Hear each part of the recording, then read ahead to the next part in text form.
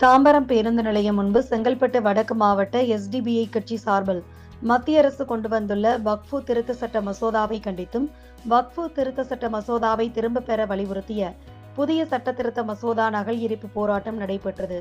இந்த போராட்டத்தில் எஸ்டிபிஐ கட்சியினர் 50க்கும் மேற்பட்டோர் கலந்து கொண்டு மத்திய அரசுக்கு எதிராக கண்டன கோஷங்களை எழுப்பி போராட்டத்தில் ஈடுபட்டனர். மேலும் தமிழக அரசு உடனடியாக மத்திய அரசு கொண்டு வந்துள்ள புதிய வக்ஃபு திருத்த சட்ட மசோதாவை மத்திய அரசு திரும்பப் பெற வலியுறுத்தி சட்டமன்றத்தில் கண்டன தீர்மானம் நிறைவேற்ற வேண்டும் என கோரிக்கை விடுத்தனர்.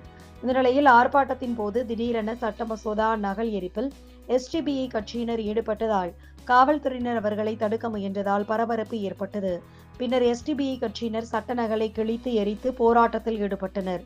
இந்த ஆர்ப்பாட்டத்தில் எஸ்டிபிஐ கட்சியின் செங்கல்பட்டு வடக்கு மாவட்ட துணைத் தலைவர் ராஜா முகமது, பொதுச் செயலாளர் ரபீக் முகமது, மாநில செயற்குழு உறுப்பினர் டேவிட், மாவட்ட செயலாளர் கோபி, மாவட்ட செயற்குழு உறுப்பினர் வெங்கட், தாம்பரம் தொகுதி தலைவர் ஷேக் முகமது உள்ளிட்ட நிர்வாகிகள் கலந்து கொண்டனர்.